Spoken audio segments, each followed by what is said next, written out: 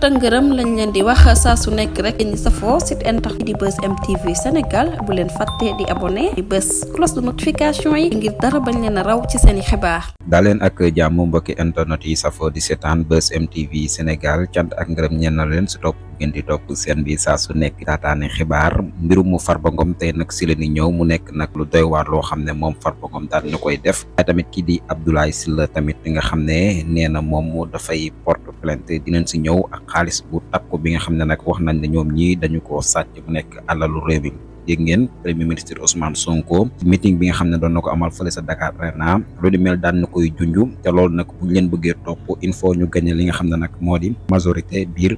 assemblée nationale su ko defee nag ñoom ñi ñëpp dinañ leen mën a topp kenn par kenn suufu réew mi nga xam ne nag jël nañ ko aaki moo ko teg moomuñu ko ñu daal di koy mën a génne loolu lépp nag dinañ si ñëw ak ay révélation yu am solo comme ni ñu koy defee saa su nekk bu leen di fàtte di abonné ci chaîne bi bës cloche notification bi aimé vidéo bi bala ñoo ñëw si vidéo bi tamit ki nga xam ne moo di Aminata Touré moom nag mu ngay topp kii di Cheikh Yérim Seck si diffamation la koy toppee du ñàkk dinañ si ñëw gën ko yaatal si yeneen i xibaar jaa ngeen jëf.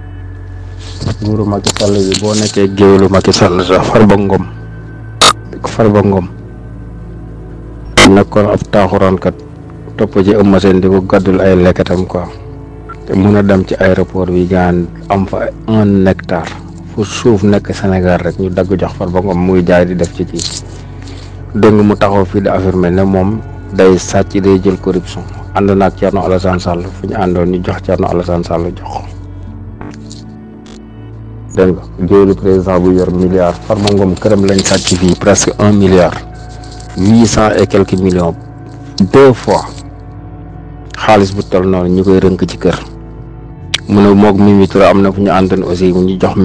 Mimi sàcc moom mu sàcc c'est-à-dire que ay nit yu tekkiwul dara ay géwélu président am sañ-sañ bu mel nii quoi sàcc suufas réew mi yëpp. man am na benn document circulaire bu ma gis nit yónnee ma ko ma xool ko gis Farba Ngom moo tax gis nga ñii xaaral ba élection législative yi jàll rek ba ñu modifier loi yi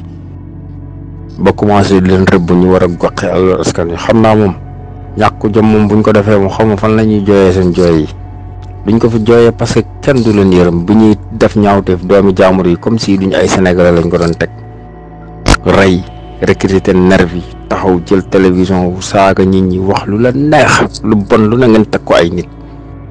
sénégalais yi taxaw weddi leen jël ñooñu fal ngeen ne da ngeen di toog di gundaandaat quoi. waaw Pastef de feeñ yi ñu ngi ci logique bii ñu nekk nii moom xëy na mën naa leen a jàppale lu yàgg logique bii ñu nekk nii buñ ko continuer parce que nag dama jàpp nañ ñëpp am nañ droit def erreur sauf ñoom parce que circonstances yi ñu jëlee réew mi ñëpp xam nañ ko persécution bi ñu subir injustice bi ñu leen teg répression bi leen Macky Sall teg te teguwul fenn rey ci ñoom ay 80 et quelque tëj ci ñoom lu mat ay 2 junne quelque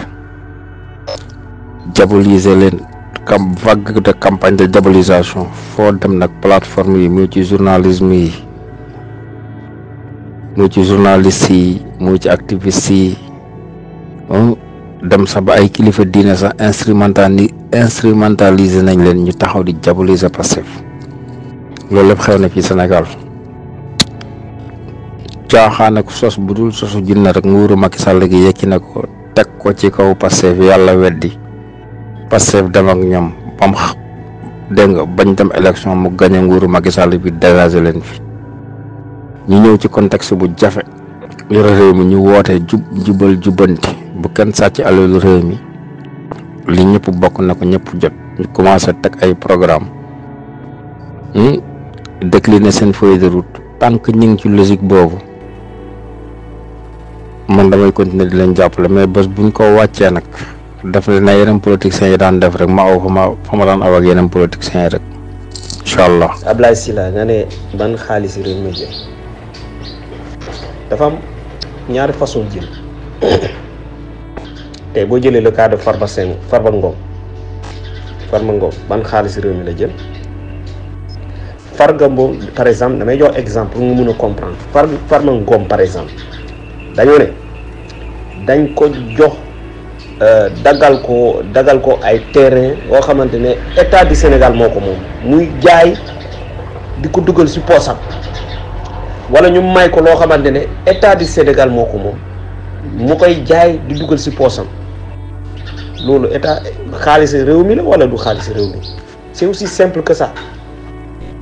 kii ku ñuy wax ni dañoo ne avion bi dafa décollé tuuram xam nga avion mu doo réer quoi en fait avion boobu balaa ngay débarquer heure bi atterrissage tout ça li nga yor sa bagage yëpp dañ koy mentionné donc ñoom bu ñu xoolee ci avion bi jet privé gis nañ tuuram te dans cette voiture dans cet avion ñu fekk fa or de plus de 1000 di xaw ma 2000 et quelques kilos d'or moo tax ñu interpellé ko ñu ne dafa départ dafa décoller à partir de Kédougou loolu la ñu wax en fait mais moom maanaam en tant que tel nekkul directeur nekkul ministre pour mu détourner xaalis askan wi mais de beneen façon la ko détourner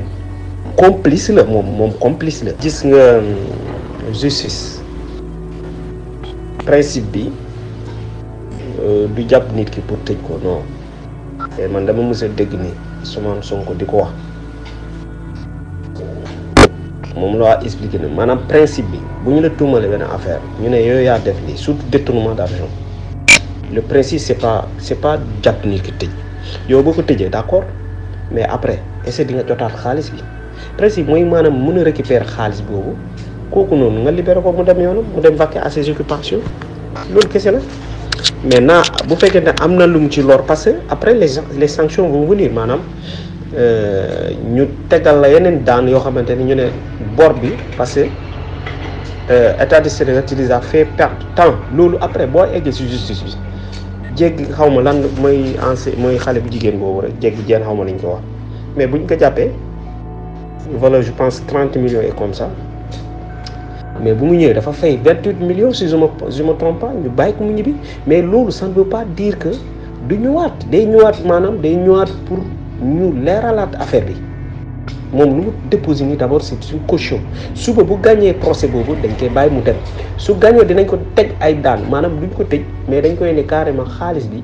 fay ko ba pare am ay daan yoo xamante financier yoo xamante dañ koy teg maintenant kii dañu nekk ci justice bi léegi dara leeragul. xëy na dafa am ay éléments yu des moo tax mu ñu koy jaabante lool mënuñu ko tëj pour l'instant. sëñ Sow dañ cee bokk di maanaam suñu ne li ñu war a liggéeyante ak moom mooy justice dafay nekk pour peuple sénégalais léegi nag peuple sénégalais bi ñoom la justice di attel léegi moo tax ñu wax loolu rek mais nekkul nag ñun dañuy ñëw jaay ko doole boo déggee mën a li ñu war a liggéeyante ak moom dañ ko liggéeyante ak moom mooy moom kay alalu askan wi la jël askan wi ko war a liggéeyante ak moom te askan wi justice moo leen fa nekkal pour liggéeyante ko ak moom kon kay li ñu war a liggéeyante ak moom dañ ko liggéeyante ak moom man foofu rek laay waxee loolu ñun moom bu dee suñu gars yi nga xam ne ñoo nekk ci nguur gi ñooñu moom installé nañu installé ba pare ñoom ñu ngi seen waar nekkul fi di coow nekkul fi di xuloo ñu ngi ci li ñu war a nekk mais nag ñun population bi ñun am nañ droit di commentaire kenn yi am nañ droit di wax kenn yi léegi nag ñun suñu justice moom la ñu dénk pour mu di ñu siger suñu askan moo tax ma ne dañu war a liggéeyante moom dañ ko liggéeyante moom te dañ ko liggéeyante moom nag yow or beeg ci aju loolu seen diggante la ñoom Abdoulaye Sylla jot nañ ay information ñu wax ne ñoom Abdoulaye Sylla nee na dana porter plainte président Macky Sall parce que dafa am yoo xam ne ay signature président Macky Sall moo ci nekk te moom deful loolu lekk kon moom président Macky Sall léegi nag ñun suñu justice